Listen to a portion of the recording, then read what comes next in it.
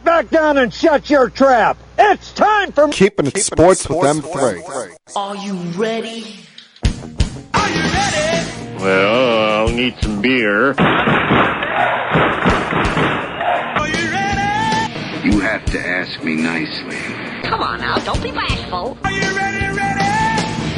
Are you ready for... Place for the best sports talk and news surrounding each league. I can prove it with my usual flawless logic. Hey, man, this time we're going to do it my way. What's your name again? And now, here's your host, M3, Mike Rosansky. Coming to you from Cherry Hill, New Jersey. It's time for Keeping It Sports with M3, powered by the Connecticut School of Broadcasting. Good afternoon, everyone. Hope everything's going well for you here on this Monday, the 18th day of April. For everyone, I hope you all had a very good, happy, safe, healthy holiday weekend, whether you're celebrating Easter, Passover, Ramadan, whatever holiday you may have been celebrating. Wishing the very best to you and your family out there. All peace and love as usual. Was not a great Sunday for yours truly. I mean, on one hand, you have the essence of what any holiday should be about, and that's spending time with family, spending time with the people that are most important in your life. Hell, we even had my sister's boyfriend over to have dinner with myself, my mom, my brother, and my other sister, Liz. And I'm sure it's not the last time that Emmy's boyfriend, Ryan, will be joining us for family meals in the years to come. But when it comes to the sports side of things, not a great Sunday for yours truly. And typically, when I'm talking about a bad Sunday, typically you would think I'm talking about the New York Jets. And that was not the case this Sunday because, hey, still got 10 days to wait until the draft, 10 days until they can do something to either make me happy or potentially annoy the living crap out of me. No, this Sunday was more about the New York Yankees and the Brooklyn Nets. And I'll start with the Yankees, who, listen, it's 10 games into the season. And they're only a half game out of first place in the division. Way too early to be looking at the standings, being concerned about playoff seeding, or even making the postseason. That is, way too concerned to be throwing up the alarms on that. But when you watch this team, it feels like the same old crap, the same old nonsense from 2021 all over again. And it's a different team to start this year compared to last year. Last year, you had Clint Frazier starting in left field. This year, it's probably an even more aggravating player in Joey Gallo. This year, you don't have Gary Sanchez to kick around, punch around as your catcher. This year, it's a cast of thousands back there since Kyle Higashioka was not able to grab the role and run with it. And you've seen a lot of Trevino in the last couple of days.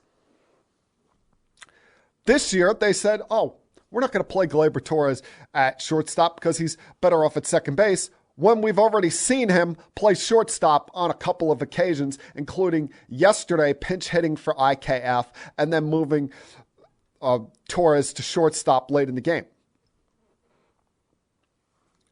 I know the big issue with all you've seen with the Yankees this year already is with the offense in general. Because the pitching staff you thought could be good, but it's gotten off to a great start. Outside of the first inning against Boston on opening day, Garrett Cole has been pretty good. You expect greatness out of him every time out, but watching Cole so far this year to me is like watching a starter in their 5th or 6th spring training start. He's not completely stretched out, and I do expect as we go along here, he's going to pitch better than this and go deeper into games as he gets up toward that 100 to 110 pitch count. Luis Severino, after essentially not pitching the last 2 years, has looked pretty good in his 2 starts. Montgomery's been, but that's what you kind of expect out of him. Jamison Taillon has looked okay compared to how he started last year. And Nestor Cortes is showing so far that last season was not a fluke. Hell, he's been awesome to start this year. He struck out 17 batters in 9 1/3 innings and hasn't given up a run, including yesterday, struck out 12 over 5 innings, and albeit against the Baltimore Orioles, just looked dominant. And the only thing stopping him from going deeper was the fact that it was his second start of the season coming off of his short spring training. Even had an immaculate inning. And, the Yankee pitching staff is not a concern for you right now. They're 5th in starters ERA, 2nd overall in a bullpen ERA to surprisingly the Colorado Rockies. The one concern you would have with the Yankee bullpen, or 2 concerns, Aroldis Chapman looks lost his last couple of times out, even walking in the game-winning run on Friday night. And I'm a little bit concerned so far about the usage of Jonathan Loáisiga. The fact that he's already pitched in 6 of the 10 games. They haven't had a day off up until today, and at least half of those have been of an inning and a third, an inning and 2/3, something that you were kind of hoping that the Yankees would get away from doing too much with Loáisiga this year, considering his injury history. But the main problem with the Yankees is their offense. And that was the problem last year, where last year Judge and Stanton carried this offense and you didn't get a lot from anybody else. So far this year, their offense has been mediocre at best, bottom half of the league. Through 10 games, they've only scored 30 runs. And think about it. 3 of those 10 games were against the Baltimore Orioles, and they scored 6 runs in total this weekend. 5 of them coming after the second rain delay on Saturday night, where Boone probably told them to get their heads out of their rear ends. They're hitting a $190 with runners in scoring position. That's 26th in the league. It's been a lot of the same. If they're not hitting home runs, they are not scoring runs. Aaron Hicks, surprisingly, has gotten off to a decent start in the season, and that's probably why Girardi was about to say, why Boone has used him as the leadoff hitter a couple of times recently. Anthony Rizzo, been on fire, been their best hitter these first 10 games. Still don't understand, yesterday's day off for him to start the game, considering you had today off before you go and play Detroit. And that they're very weird in how they do these days off. I mean, yeah, there was a lefty on the mound, but anybody out there name this left-handed pitcher? And You can maybe name 2 or 3 Baltimore Orioles, and that's about it. It's, that they scored 5 runs in the inning after the rain delay on Saturday, scored 6 runs in total. That used to be an inning in Camden Yards, and it's not anymore. I mean, you would have thought that the Orioles were the team with expectations this weekend, that the Orioles were the team that, people say could win the American League East. Not the punching bag, not the team that 4 other teams are looking to beat up upon. And I can't blame Aaron Boone, because this is the way the roster has been put together. This is the way the analytics department has wanted this team to be. And that's a bunch of outside of DJ LeMahieu, a bunch of home run hitters, a bunch of sluggers, be what their nickname is, the Bronx Bombers. And so far they have been anything but bombers.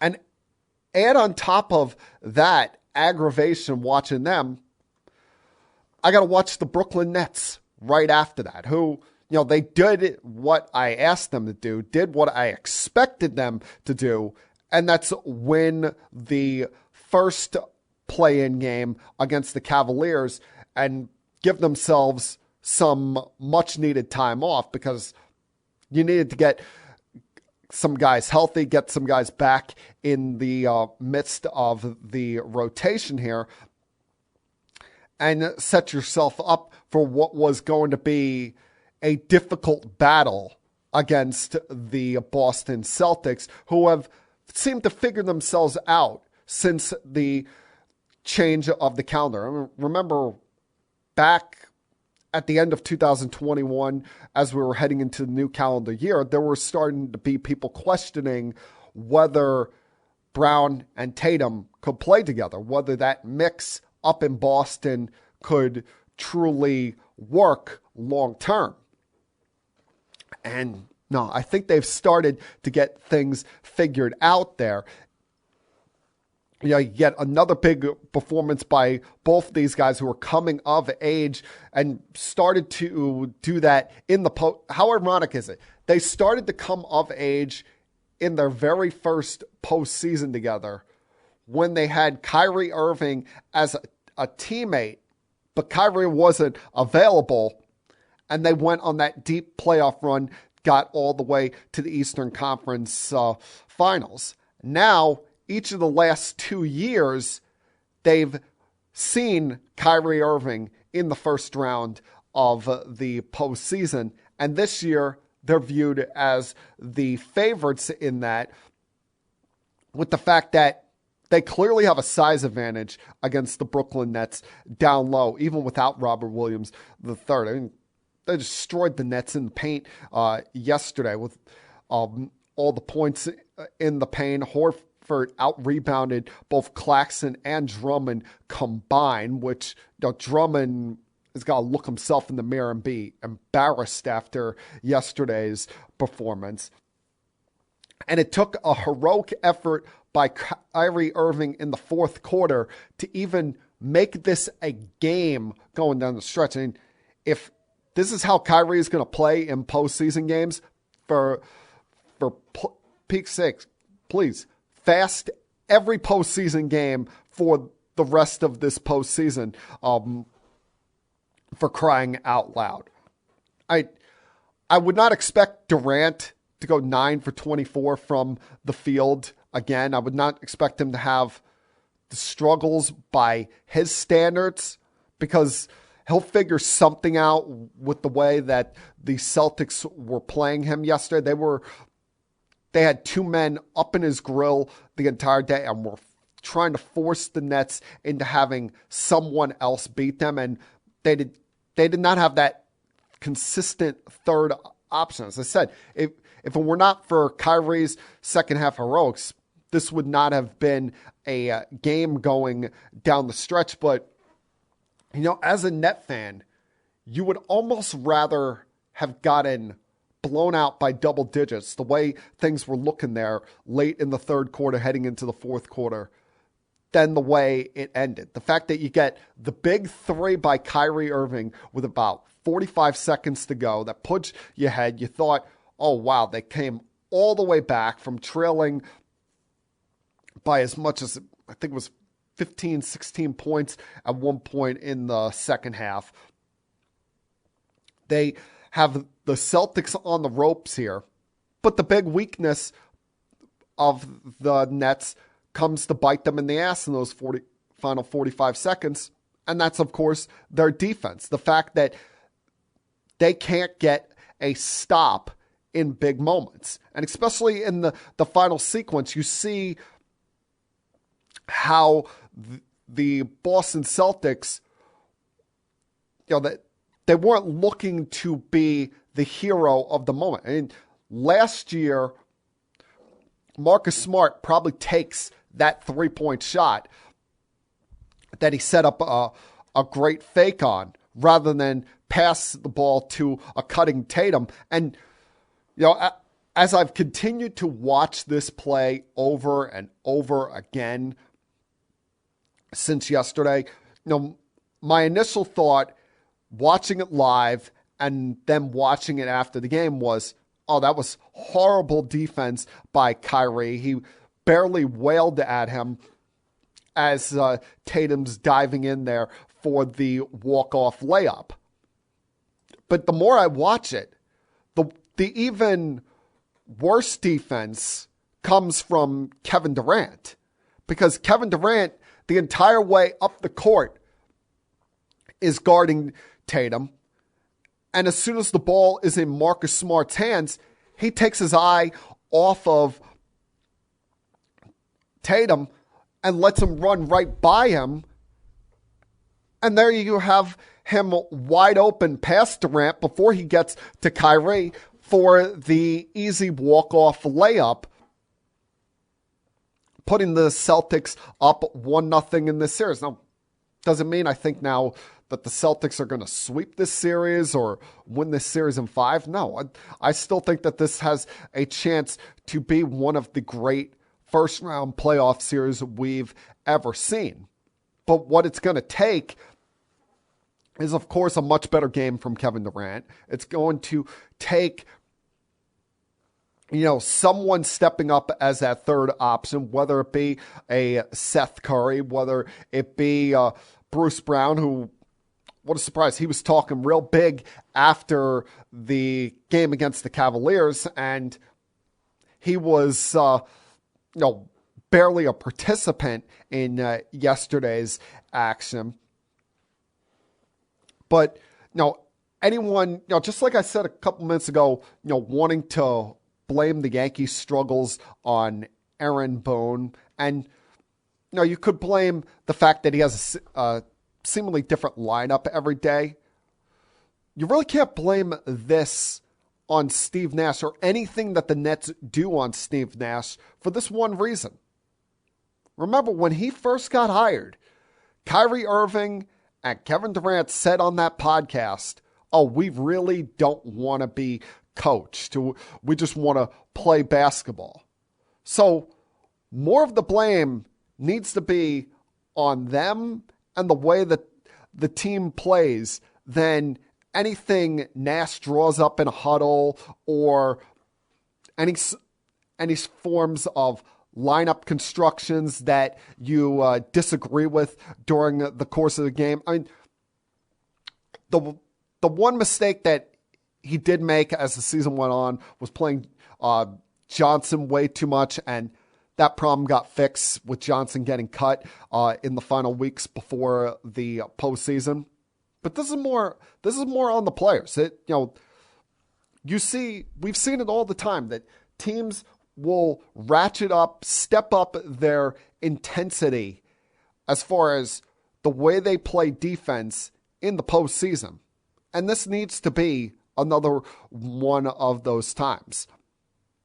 It's there. They're capable of doing so. And Durant is capable of, at least keeping Tatum in check and having a hand in his face for most of the game than the same way that we saw the Celtics doing it to him the entire game. We just need to see it happen. And it all starts on Wednesday night in Game 2. You can't have a situation where they lose Game 2. Now, is it impossible for the Nets to win 4 out of 5 games? No. But this is a different Celtics team than it was last year. They seem unfazed by missing significant pieces. Now, they lost Tatum or Brown. That's a different story. But they've grown up a lot in these last couple of years. They've realized that they have a great chance at doing something special this year. They're not just, those pesky little kids anymore. And they want to hand it to the Nets the same way that the Nets did to them last postseason.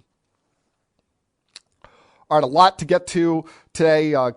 Mixing some thoughts on the NFL, some more thoughts on the Game 1s of the NBA playoffs, as well as more controversy surrounding the Washington Commanders, a controversial decision made by the Dodgers last week. A lot I want to talk about today. I hope you stick with me through this entire podcast. And please, at this time, sit back, relax, help put your feet up on the table if you feel like it, and continue keeping it sports with M3. I'll be back.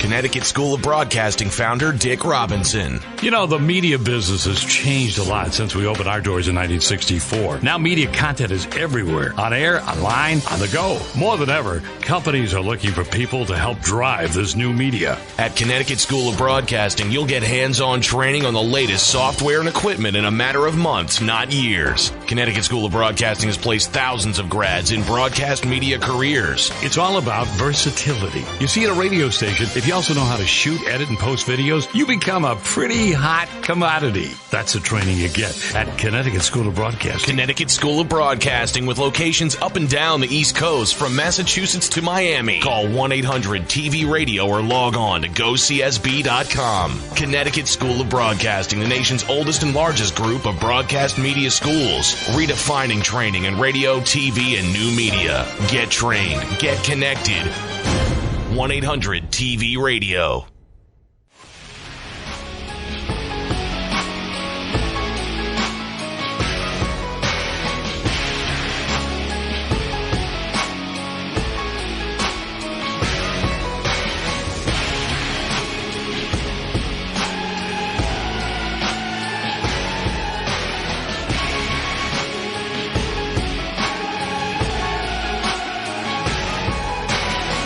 Welcome back to Keeping It Sports with M3 on this Monday afternoon. As I said, I hope you all had a very good Easter. I'll tell you who it was a great Easter for, a great week for in general, and that would be Las Vegas Raiders quarterback Derek Carr, who got a brand new contract from the Raiders over this last week. 3 years for $121.5 million. And the contract comes across as very team-friendly because, say, for whatever reason, they wanted to release him or even thought about trading him after this coming year, it would only amount to $5.6 million of dead cap money against them. And the negotiations here, the updating of his contract allowed them to be spenders this offseason, allowed them to go out and make a big move like adding Devontae Adams to their team and give him that true number one target that he had been missing. That deep threat that could help him. So it was a very good week for Derek Carr. And, we talk about Davante Adams, that threat that he was missing. Well, we've seen a lot of these wide receivers moving around here. It's a lot like how the quarterback movement has been the last 2 years. These wide receivers have either been getting paid or moving on to a new place to get paid. Stephon Diggs got paid by the Buffalo Bills. But you've seen the likes of Davante Adams move from Green Bay to Las Vegas, get a record-breaking deal. That then gets topped by Tyreek Hill as he forced his way out of Kansas City to go to Miami and get more guaranteed money. Hell, even Christian Kirk got probably the most insane wide receiver contract of this offseason, that 4 years, $84 million, from the Jacksonville Jaguars. And that is probably what set the wide receiver market on fire. Said it at the time that a guy that's a good receiver, but I don't think anyone would necessarily consider amongst their top 10 receivers, getting paid like a top 3 or 4 guy in the sport, was going to have the rest of these guys going, if he's making that, what could I get? And now you're going to start to see more of that, especially this morning when Adam Schefter tweeted out, and that guy must really get no sleep whatsoever when he's tweeting out at 6 a.m. that wide receivers Deebo Samuel, A.J. Brown, and Terry McLaurin are not expected to participate in their team's on-field off-season programs starting this week because they want new contracts at a time this offseason when wide receiver deals have exploded. And especially they want these new deals because what do all 3 of these guys have in common?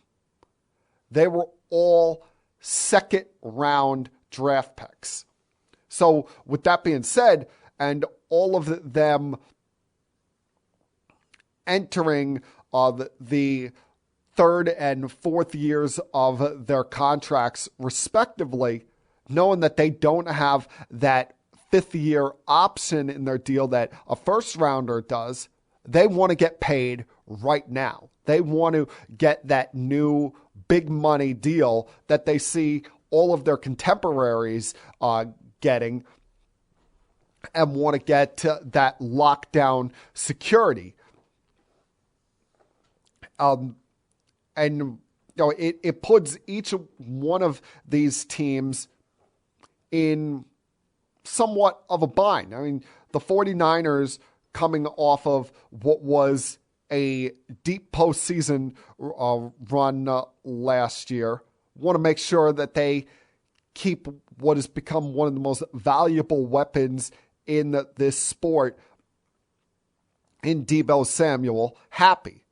Terry McLaurin, he's viewed as a team leader in Washington, and to help keep with team morale, he will be showing up at the team's off-season program this week, but he's not going to participate in any on-field drills, trying to put some at least on-field pressure on the front office.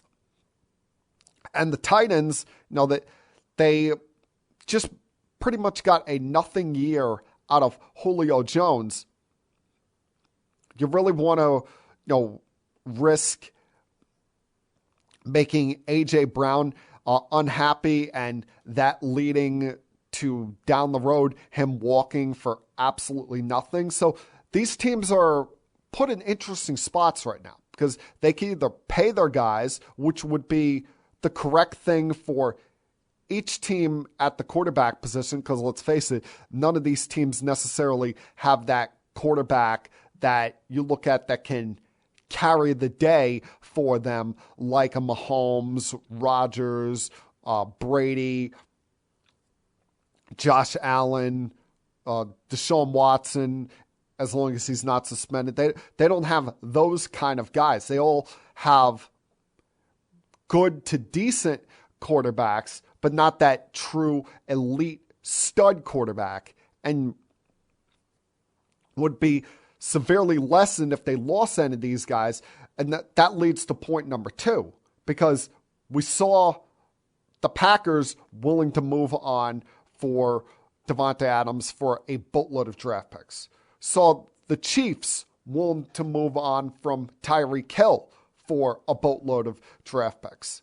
With us being 10 days out from the draft, do you start listening on one of these guys if you're the Titans, Niners, or Commanders, respectively? And that leads to a team like my team, the New York Jets, who, I said this a couple of weeks ago. I brought this point to the table when they did not get Tyreek Hill. At some point, you got to make that move that says to your fan base and to your team, we're going for it. That move that changes the franchise, changes the feel of things with this team. And, I'm sitting here today, I'll tell you, 10 days out from the draft, while I would not touch the 4th overall pick in this draft, if one of these teams came calling, especially Washington with Terry McLaurin, and said, we'll do Terry McLaurin for the number 10 overall pick and say 2 other draft picks, one of your seconds and like a 5th or 6th round draft pick. If you're the Jets, don't you got to do that? Don't you got to make the phone call and make an offer like that to Washington? I mean, the worst thing that can happen is you're told no. But at the very minimum, you see all of this chaos with these wide receivers in the sport right now. And the fact that you didn't spend a boatload of money on one free agent in particular. You brought in a lot of quality players, but you didn't spend big on one player in general, saving up potentially for this option to become available for you. Don't you got to take this shot? Don't you have to take this risk, especially with your quarterback going into year 2, with the fact that you're coming off of what was looked at as a pretty good draft and could be looked at as a great draft for the Jets if Zach Wilson turns into what every Jet fan hopes and prays he can become.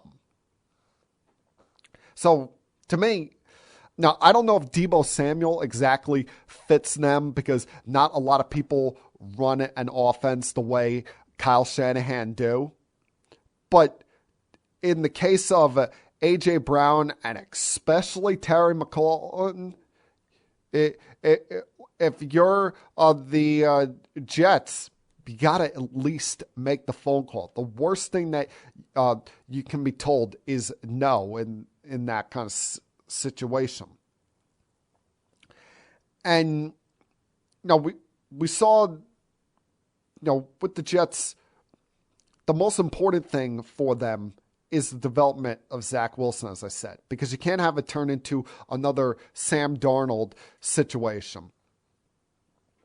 Well, Sam Darnold may have some competition in the very near future as far as the Panthers' quarterback position is concerned, or at the very least get pushed aside when it comes to their quarterback situation, because the Panthers are now viewed as the favorite to potentially trade for or acquire, if he gets released, Baker Mayfield.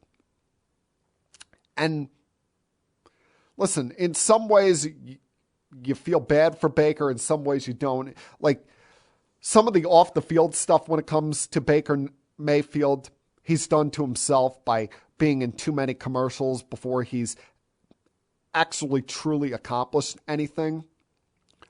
But when on the field and healthy, we've seen a guy that's gritty, that has this me against the world mindset that truly fit in there in Cleveland, because the Browns have always been that little engine that could, that us against the world kind of franchise.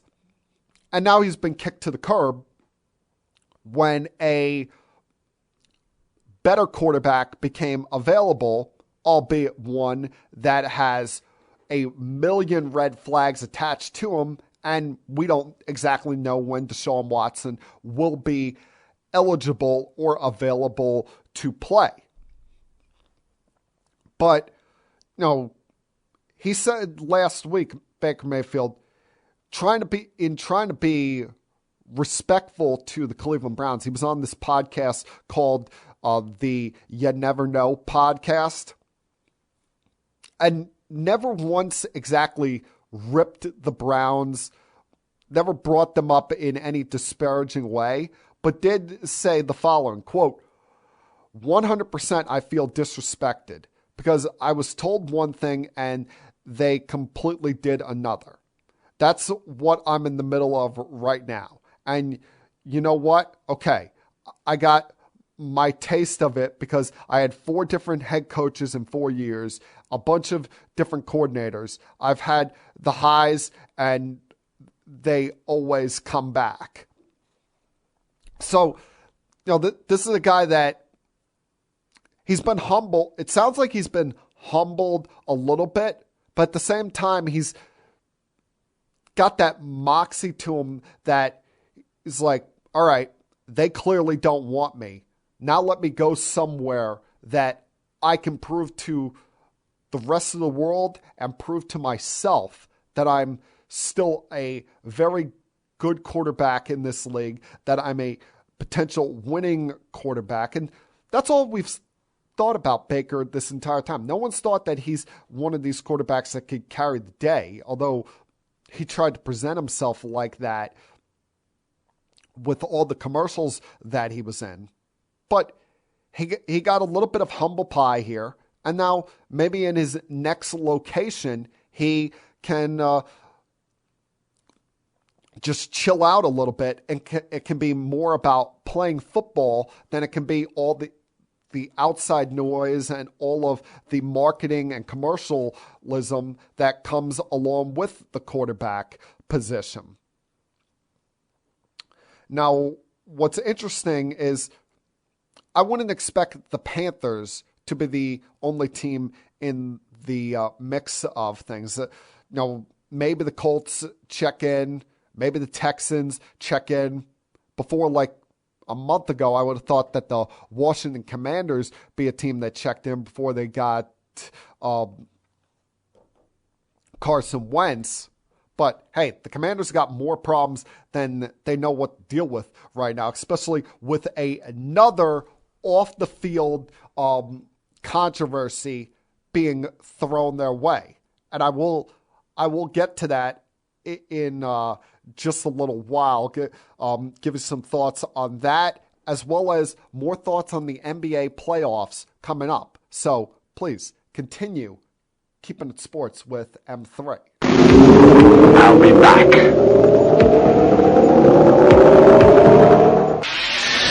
Connecticut School of Broadcasting founder Dick Robinson. The media business has changed a lot since we opened our doors in 1964. Now media content is everywhere. On air, online, on the go. More than ever, companies are looking for people to help drive this new media. At Connecticut School of Broadcasting, you'll get hands-on training on the latest software and equipment in a matter of months, not years. Connecticut School of Broadcasting has placed thousands of grads in broadcast media careers. It's all about versatility. You see, at a radio station, if you also also know how to shoot, edit, and post videos, you become a pretty hot commodity. That's the training you get at Connecticut School of Broadcasting. Connecticut School of Broadcasting with locations up and down the East Coast from Massachusetts to Miami. Call 1-800-TV-RADIO or log on to GoCSB.com. Connecticut School of Broadcasting, the nation's oldest and largest group of broadcast media schools, redefining training in radio, TV, and new media. Get trained. Get connected. 1-800-TV-RADIO.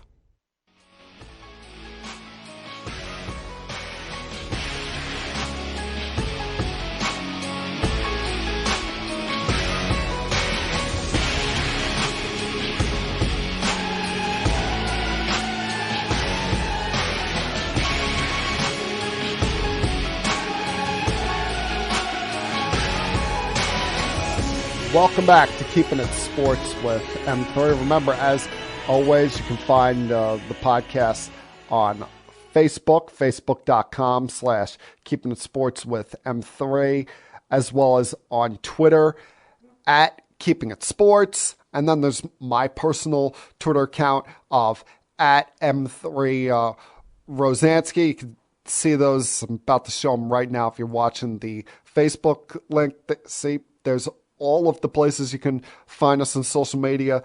Facebook.com/Keeping It Sports with M3, at Keeping It Sports, at M3 Rosansky. On Instagram, it's at Keeping It Sports with M3, as well as my personal Instagram account of at M3 for Life. All the places that you can find the podcast on social media.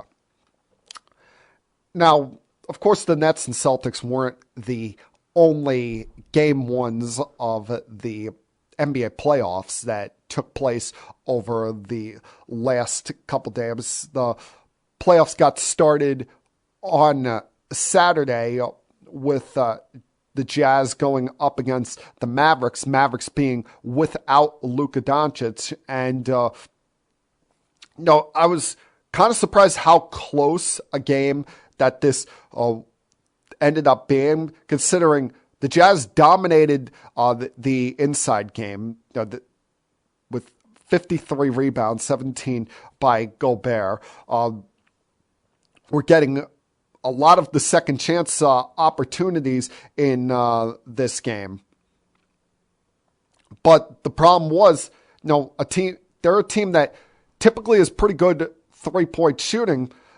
They were second in the league this season in made three-point shots per game, and struggled from behind the three-point arc, including, first half, Donovan Mitchell couldn't get anything going. And then as soon as they came out of the break in the second half, it's like something got plugged in, something got, a switch got turned on with him, and he would explode for 30 of his 32 points. And, the Mavericks were looked at as a sneaky, dangerous team coming into this postseason, considering the way Luka played in the second half and how that team seemed to rally behind not having Kristaps Porzingis anymore.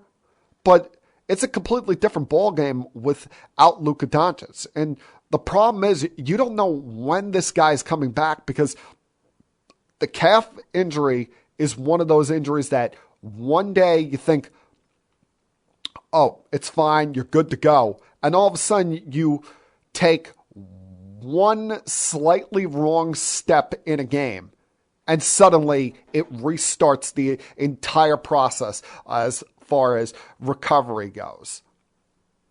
I mean, you just hope, not just as a Maverick fan, but as a basketball fan and in general, that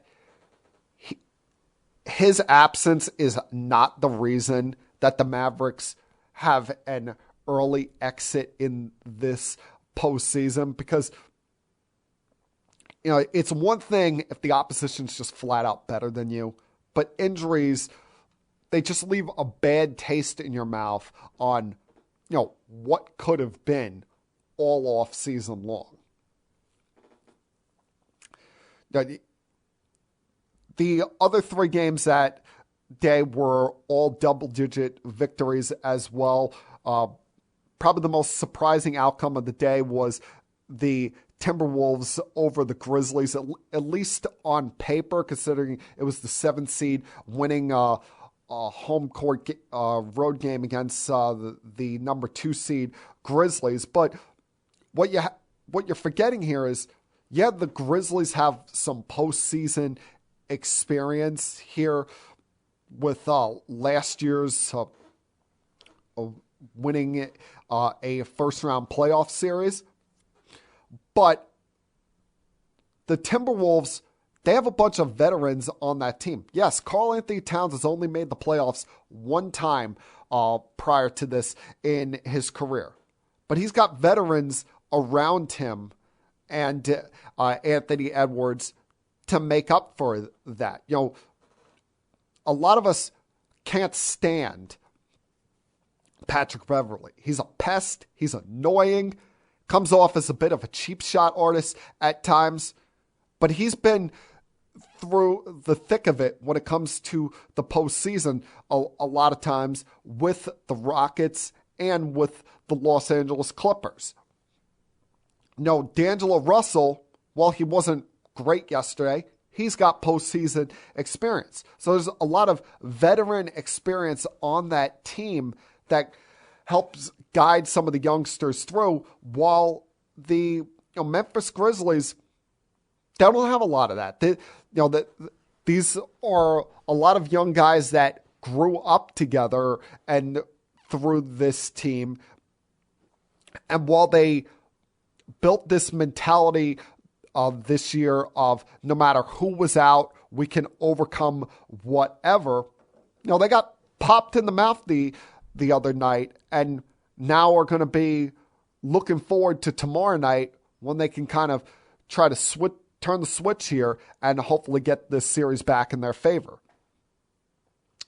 The 76ers came out and blew out the Raptors. Was never really a game after the first quarter. And the biggest thing here, I said coming into this postseason that all of the pressure in the world is on James Harden. No one in the NBA has more pressure on them coming into the postseason than does James Harden.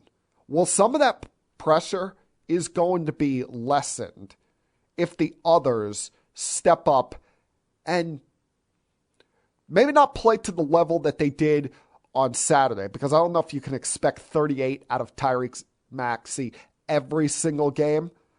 But if you're getting competent, really good performances each night by him, and especially Tobias Harris, who seemed out of place there all season long, then the 76ers are going to seem impossible to beat, because you know what you're going to get out of Embiid as long as he's healthy.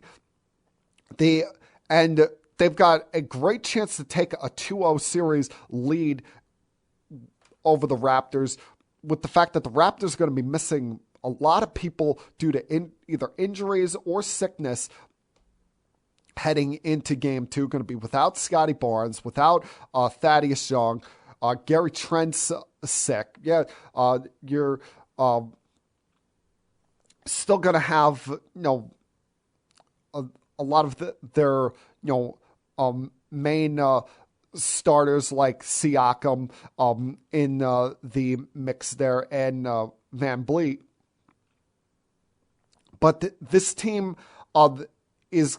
The 76ers are going to need to have a 2-0 lead in this series, when you consider a lot of pressure will be put on both Harris and Maxey heading into game 3, when they already know that they're going to be without teammates due to COVID-19 vaccine restrictions up in Canada, when Matisse Thybulle is going to be unable to play in that game. So as important as it is for Toronto to tie up the series tonight, it's even more important for Philly to kind of put their foot on the Raptors' throats tonight, so that all the pressure in the world is put on them, and the Sixers can take almost a sigh of relief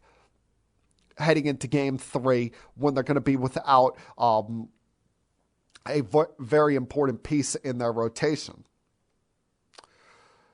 It almost seems like an unfair matchup, Warriors versus Nuggets, when you consider the Nuggets are without two of their big three on that team. They're not going to have Jamal Murray or Michael Porter back in all likelihood in this postseason. And there's only so much the Joker can do, especially going up against this Warriors team. I mean, you look at Steph Curry came back for the first time in a month, came off the bench, and that wasn't even the biggest story in this game. It was the play of Jordan Poole. Jordan Poole, who we're seeing him being, a coming-of-age star for this team before our very eyes, and a guy that you look at and you say, damn it, the Warriors have another star developing before our very eyes with that team as Steph and Clay are entering their 30s, as Draymond's heading toward the second half of his career. Now this kid is becoming an up-and-coming rising star for them and helping lead the way. And, the Warriors showed in this game that when they have the lineup of Curry, Clay, Draymond, Poole, and Wiggins on the court together, it's almost an unfair matchup, especially going up against this Nuggets team. I mean, when they were on the floor together for the 5 minutes in total, they outscored the Nuggets by 14 and went 6 for 10 from the field together. And, now it's going to be interesting to see what is done with the lineup heading into tonight's game. Do they decide to make this their starting lineup going forward? Or do they go back to Poole coming off the bench? Because there's only so much time that you're going to have Steph coming off the bench. I think that was more of a minutes restriction thing of anything at all. You're not going to have the best player or the best shooter on the planet coming off the bench for an entire postseason run. That would just be ridiculous. And speaking of one of the best shooters in the league, we talked about someone being handed humble pie earlier.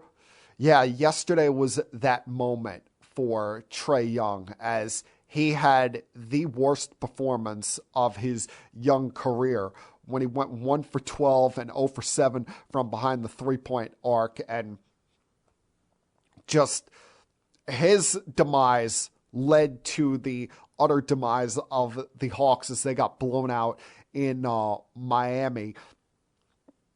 And the big key for the Miami Heat is the performance of Duncan Robinson off the bench.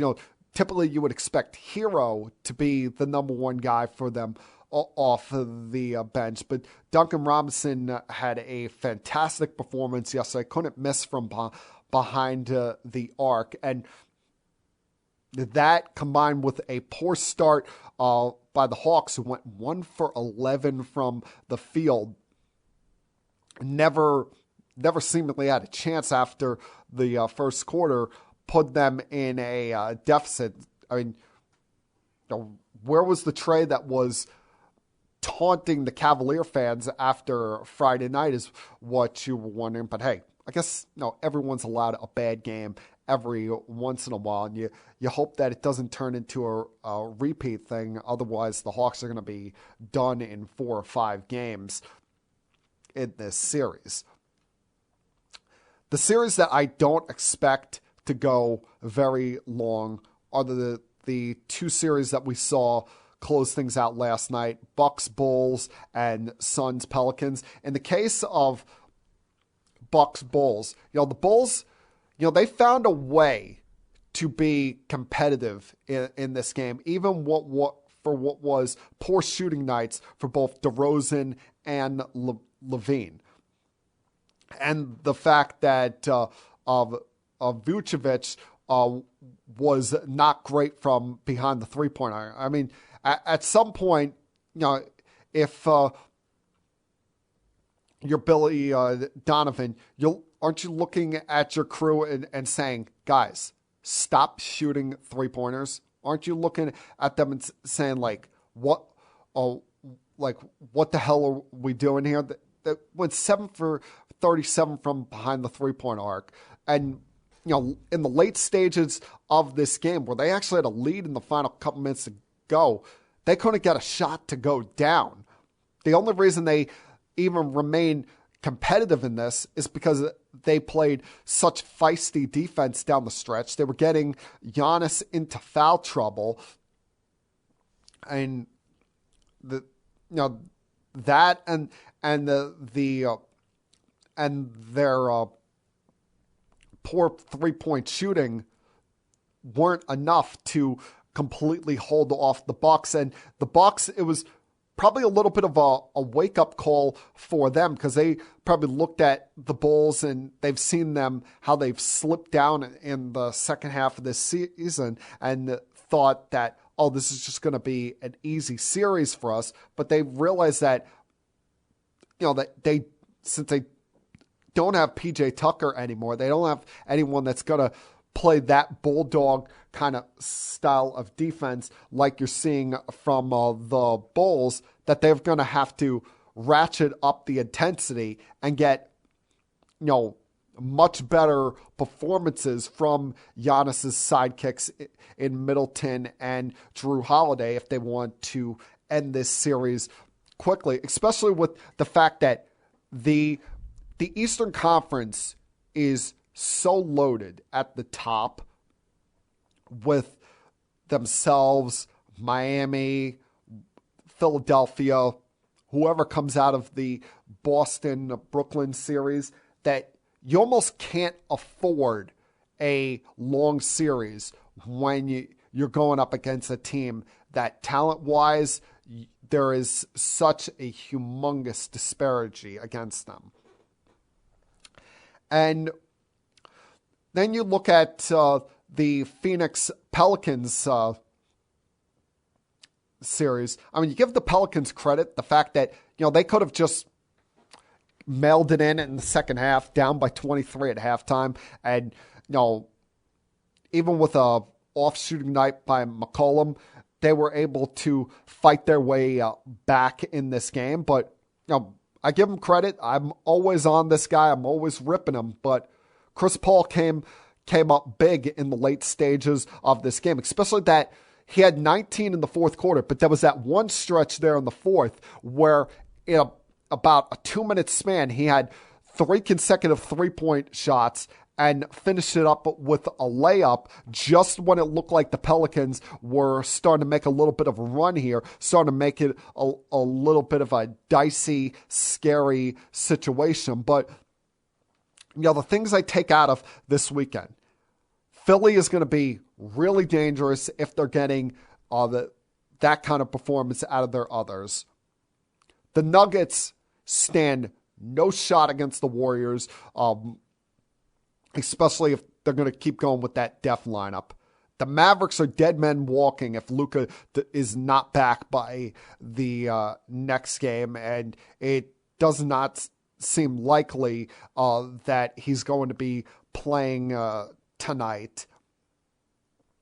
And the Phoenix Suns and the Bucks got a lot more than they expected out of their opponents, and maybe that was the wake-up call that they've needed rather than sleepwalking through this entire first round of the postseason.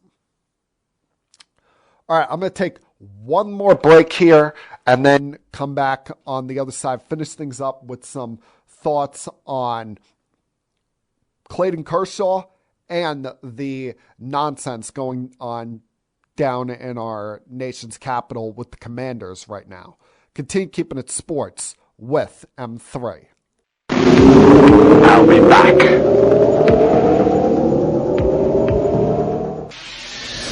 Connecticut School of Broadcasting founder Dick Robinson. You know, the media business has changed a lot since we opened our doors in 1964. Now media content is everywhere. On air, online, on the go. More than ever, companies are looking for people to help drive this new media. At Connecticut School of Broadcasting, you'll get hands-on training on the latest software and equipment in a matter of months, not years. Connecticut School of Broadcasting has placed thousands of grads in broadcast media careers. It's all about versatility. You see, at a radio station, if you also know how to shoot, edit, and post videos, you become a pretty hot commodity. That's the training you get at Connecticut School of Broadcasting. Connecticut School of Broadcasting with locations up and down the East Coast from Massachusetts to Miami. Call 1-800-TV-RADIO or log on to GoCSB.com. Connecticut School of Broadcasting, the nation's oldest and largest group of broadcast media schools, redefining training in radio, TV, and new media. Get trained. Get connected. 1-800-TV-RADIO.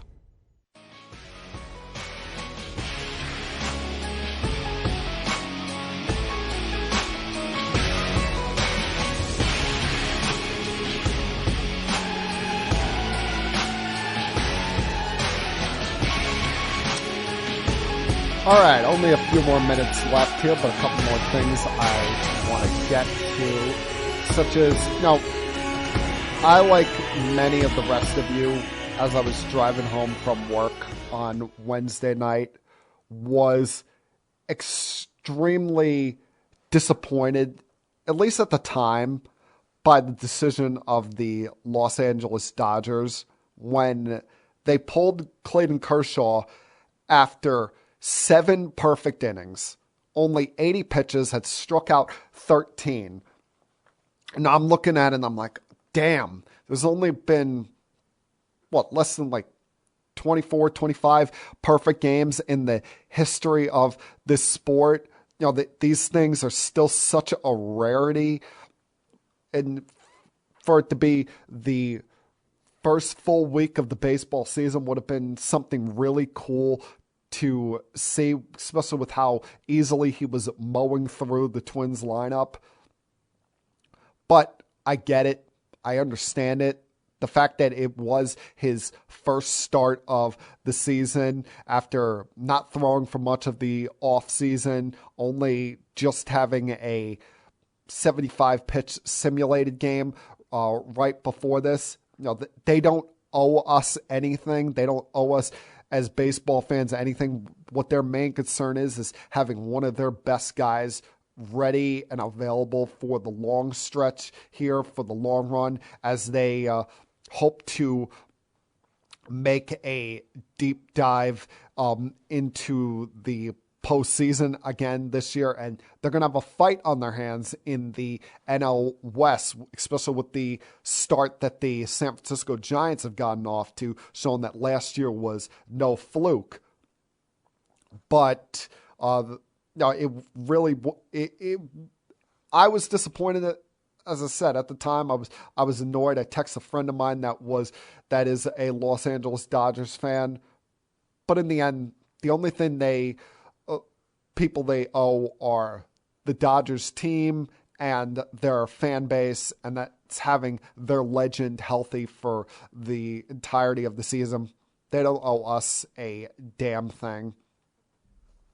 Now, speaking of the Giants are going to be in the area this week as they go up against the New York Mets, who the Mets, if not for the Giants, would be probably the talk of baseball right now, as they have the second best record in not just the NL, but all of Major League Baseball at 7-3 in their first 10 games. And you look at what the Mets right now, they've taken care of business against bad teams. Yeah, you would have liked some sweeps here in these first 3 series against the Nationals, the Phillies, and the Diamondbacks, all teams that you don't expect to be in the mix. You don't expect them to be in the thick of any contention this year.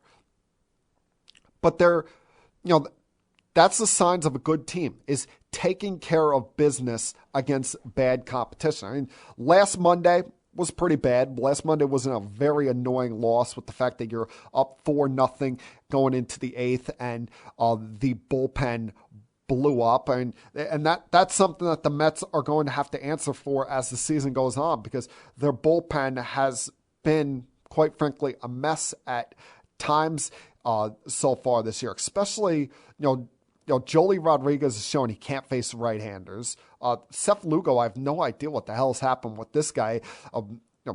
Like 2 years ago, I looked at Seth Lugo as the best reliever in the Met bullpen, as the guy that I most trusted with the game on the line, especially with how much of a mess Diaz can be at times. And you've seen Lugo blow up now twice in the last week here.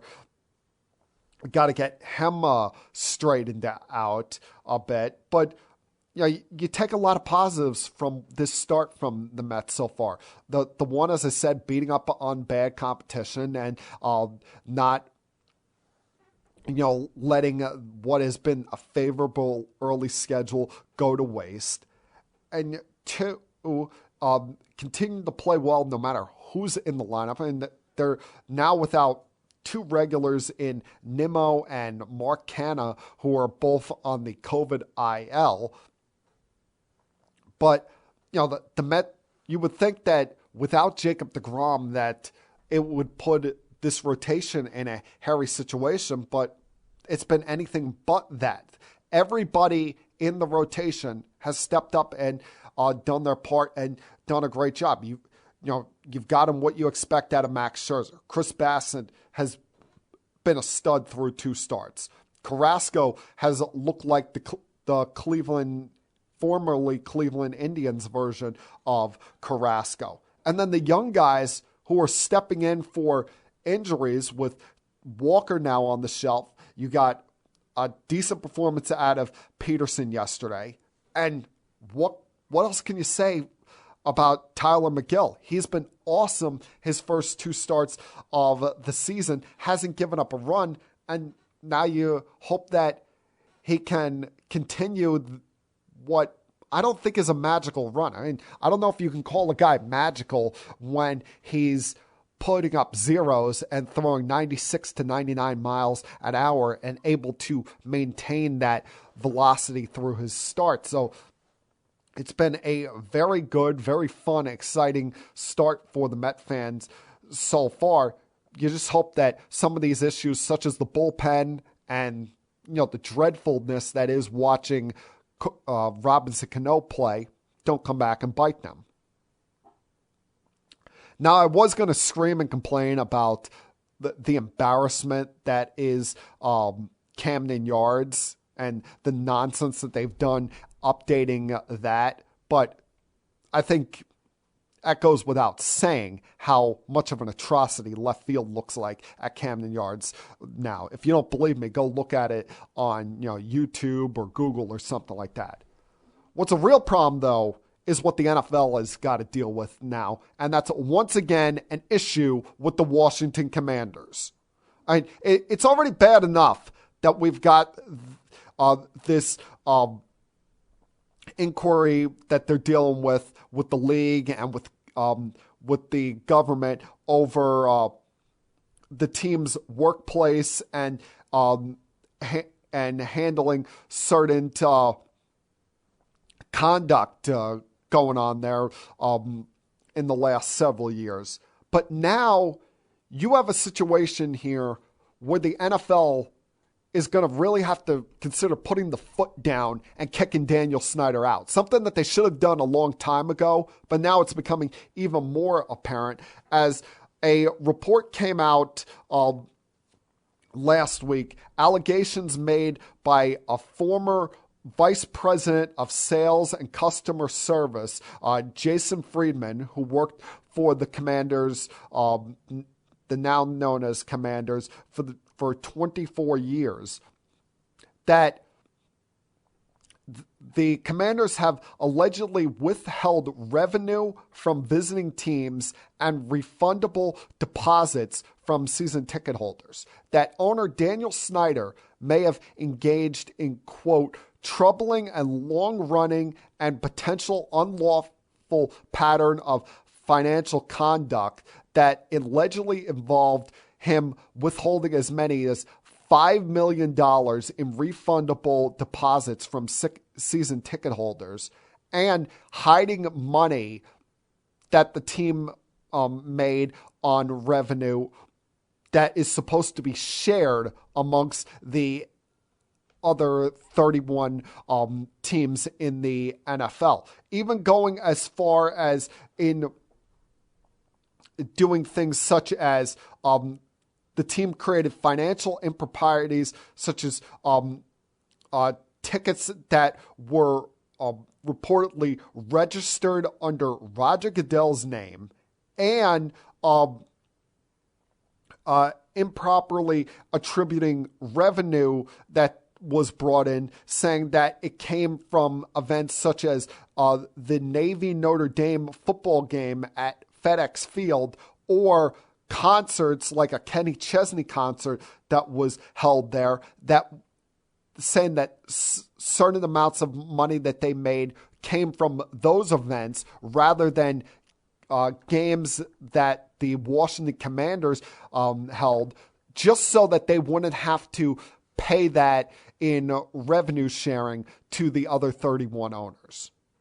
If there is any truth to that, and you add that to the workplace misconduct that is also looming over Snyder's head, then he's got to be kicked out. Because the workplace misconduct is bad enough. But then when you start dealing with financial situations that he's withholding refunds from the paying customer and withholding money from the other 31 owners, these other billionaires are not going to like one of their contemporaries stealing money, potential money from them. One of the main reasons why he has remained the owner of that team for so long is because he's got big time backing and support from one of the most powerful owners in the entire sport, that being Jerry Jones. But even Jerry Jones is going to look at that and say, I'm not going to allow this guy to steal money from me. He's probably held millions upon millions of dollars from the rest of us over the years. And I trusted this guy. I thought of him highly. And now seeing this, how can I respect him? How can I trust him if he's stealing potential income from my pocket, from going into my franchise? This is why they have revenue sharing, so that there's not this haves versus have-nots situation. And now hearing this, if there's any truth to this, how can you be one of these owners and say, oh, this guy's good enough to keep around? Hell, how can you, if you're Roger Goodell, you're saying you're trying to protect the integrity of not just the game, but the sport in general, and you look at these other 31 owners and say, oh, having Daniel Snyder around is what's best for business. And he has been, and you ask any Washington Commander fan about this, I'm sure they'll tell you the same thing. He has been nothing but an embarrassment to have part of the NFL since he bought the controlling ownership of that team, 25 years ago or something like that. It's been a long time for this guy to get the hell out of there. And my only thinking is that the only reason he is still the owner of the Washington Commanders is he must have some kind of dirt held over all of the other powerful owners in this league. That's why they don't want to go to court on the Brian Flores situation, because I've said it before, that if the NFL is in court, all of their skeletons that they have in their closet will be brought up, will be dug up, and that is something that the league just does not want to deal with. And that, my friends, was Keeping It Sports with M3 from Monday, April 18th, 2022. Everyone have a great night. Have a great week. Stay happy, stay safe, stay healthy, and I'll talk to you guys again same time next week. Until then, peace. We have to go. Good night, everybody. I have had enough of you! Thank you for all the fun. Thank you. Hey, shut up, will ya? I don't want to see you. I don't want to hear you. I don't want to smell you. Now leave. I'll be back.